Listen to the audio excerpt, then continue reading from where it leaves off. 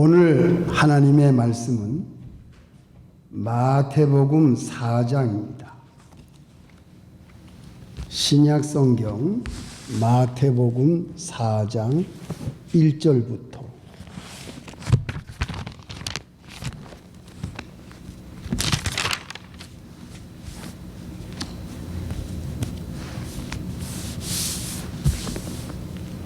마태복음 4장 1절. 그때 예수께서 성령에게 이끌려 마귀에게 시험을 받으러 광야로 가사 40일을 밤낮으로 금식하신 후에 줄이신지라.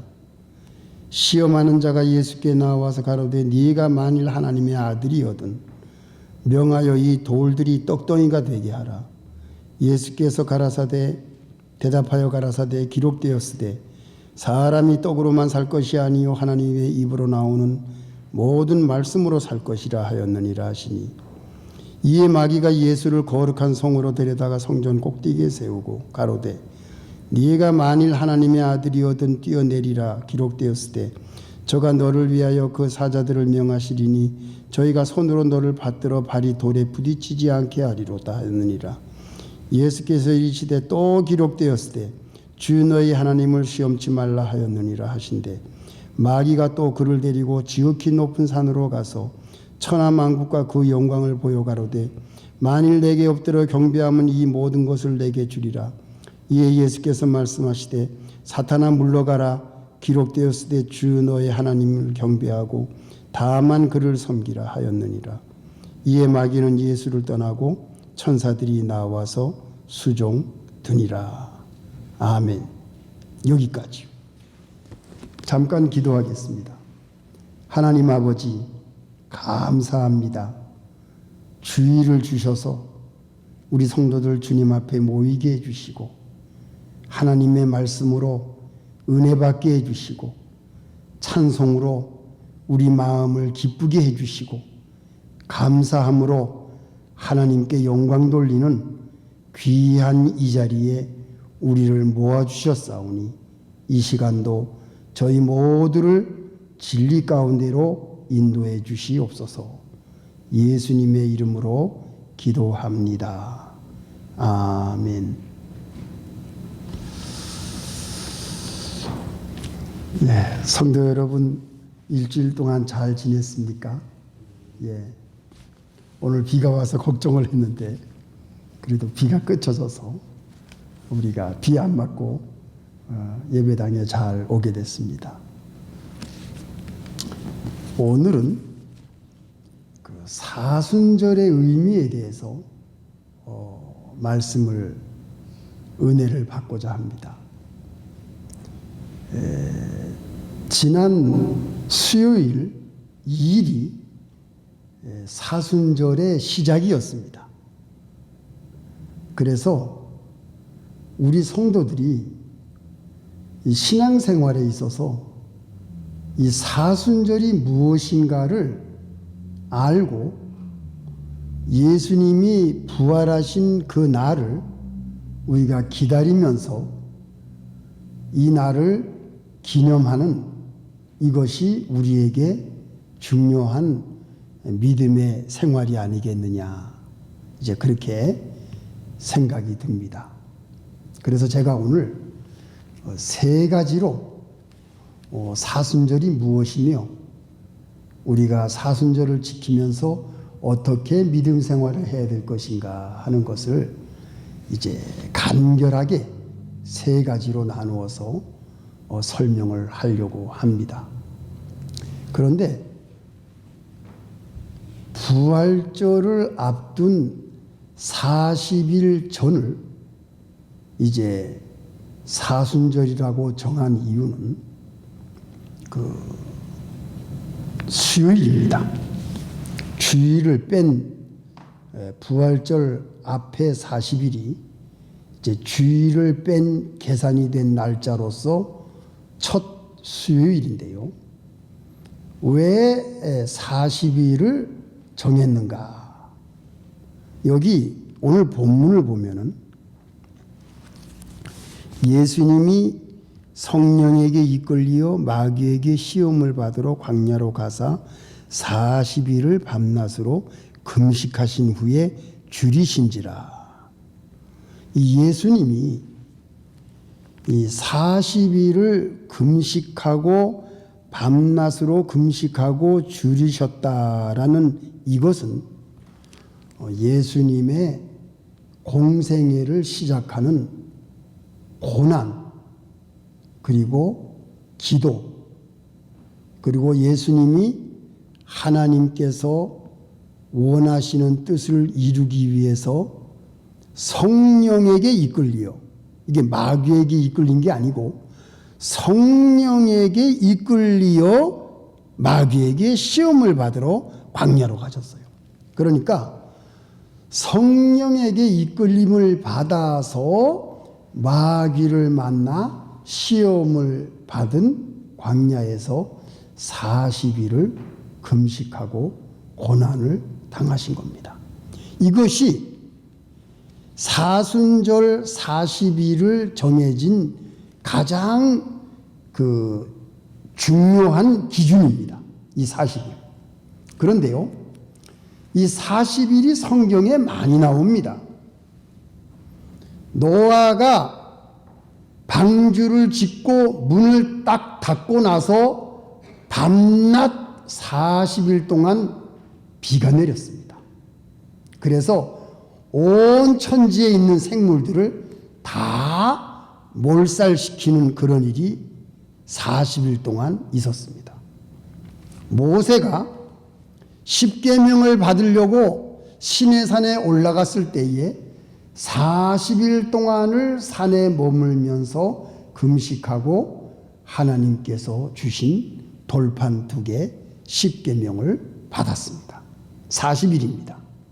또 모세가 처음에 가나안 땅에 정탐꾼을 보낼 때에 그 정탐꾼이 가나안 땅에 들어가서 40일을 머물고 돌아온 기록이 있습니다.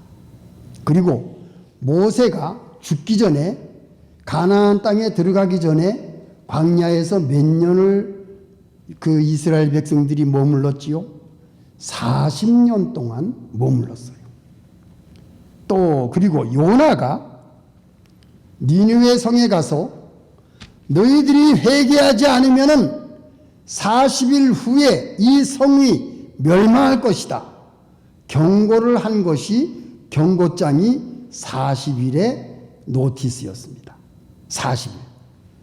또 엘리야가 호렙산에 갔을 때에 40일 동안 달려간 기록이 있고요. 또 예수님이 부활하신 후에 승천하실 때까지 제자들에게 40일 동안 보이셨습니다.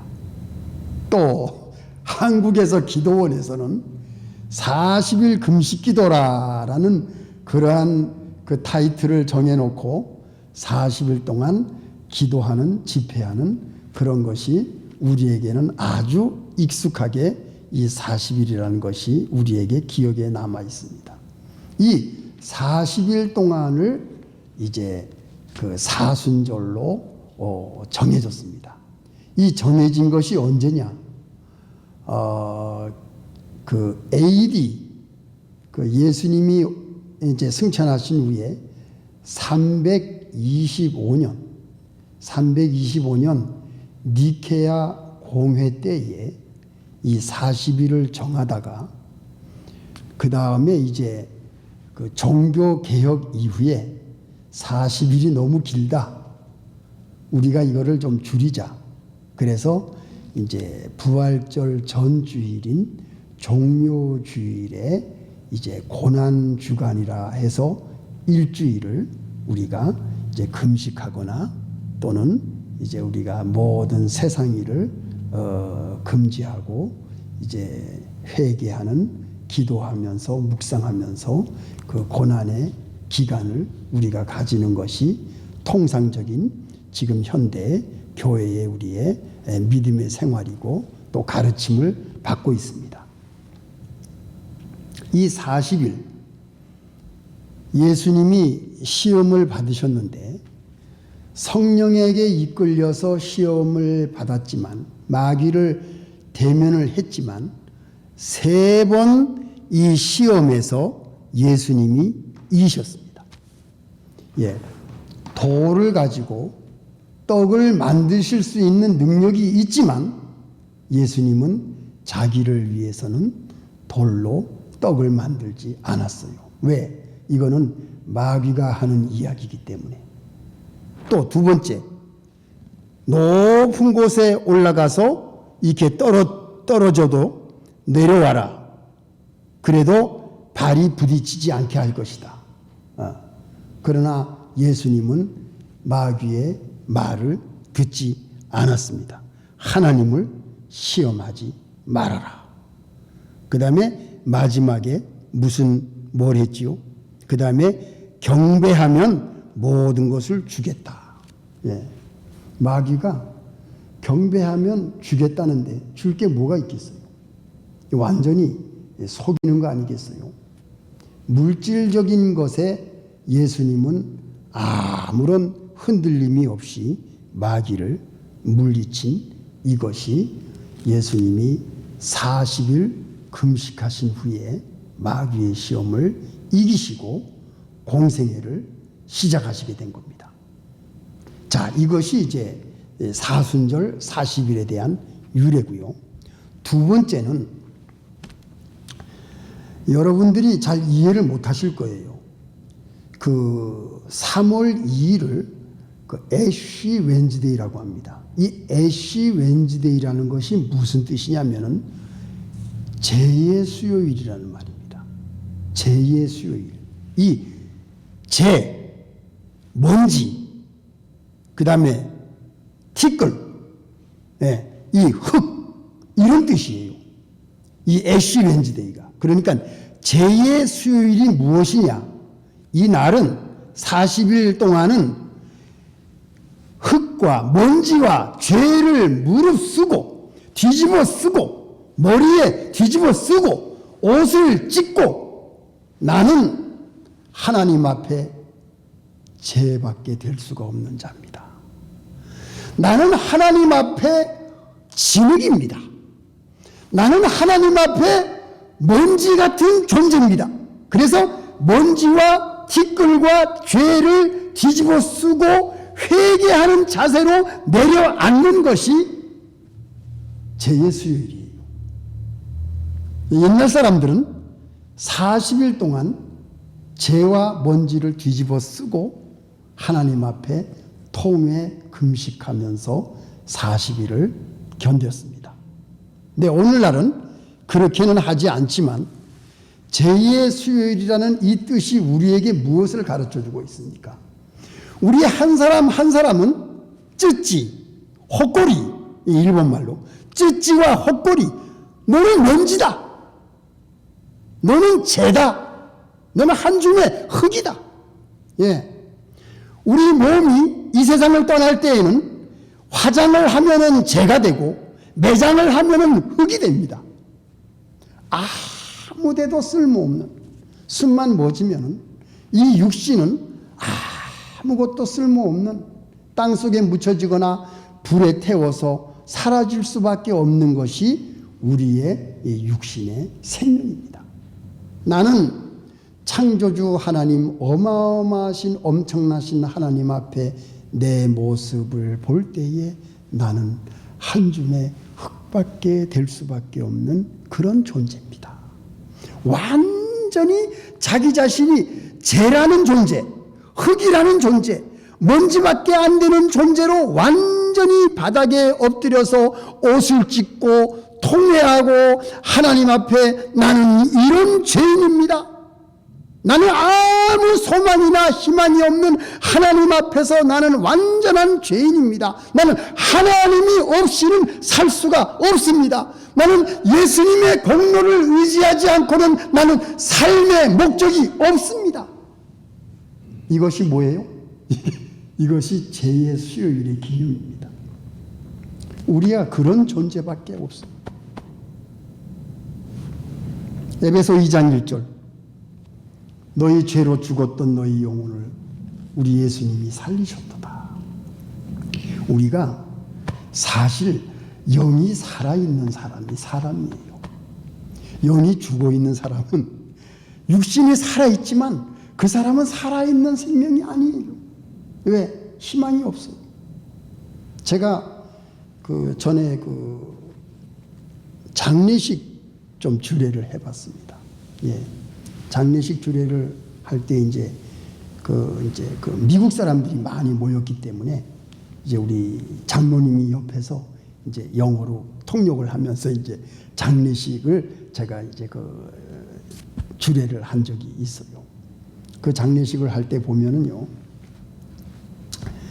그 장례식 딱 끝나고 나서 이제 그분이 수자매였는데, 그 수자매가 집사님이 아니고 이제 평신도 가셨는데, 제가 그 집을 가봤어요.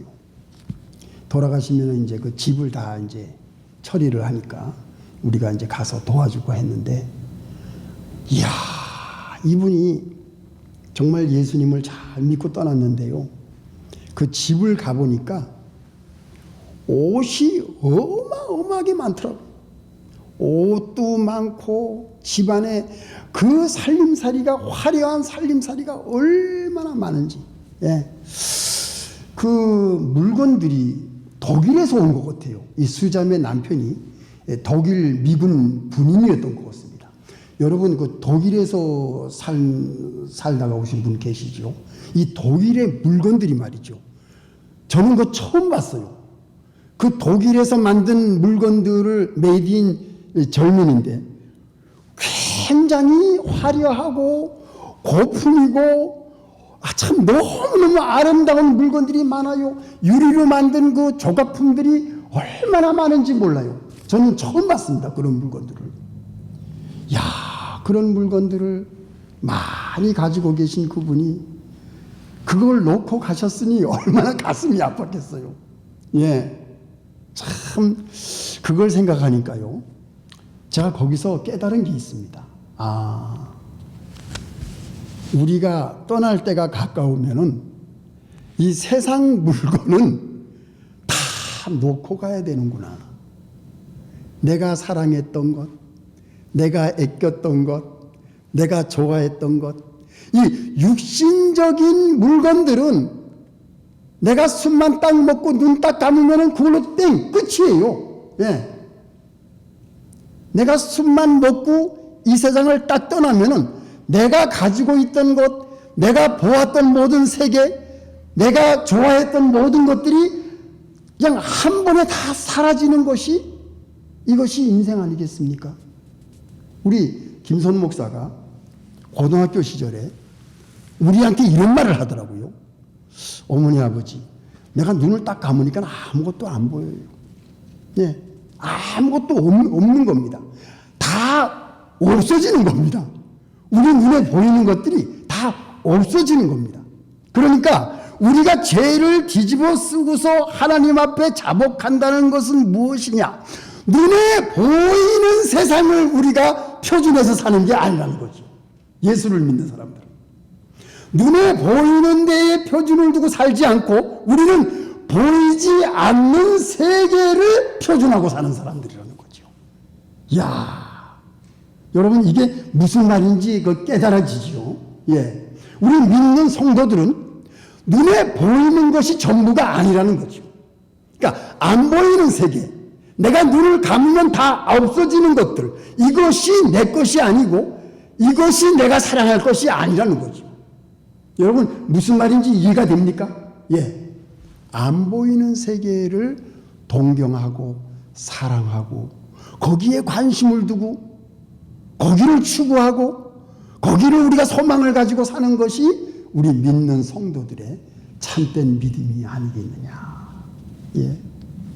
그래서 예수님이 말씀하셨죠. 너희들 세상을 사랑하지 마라. 예.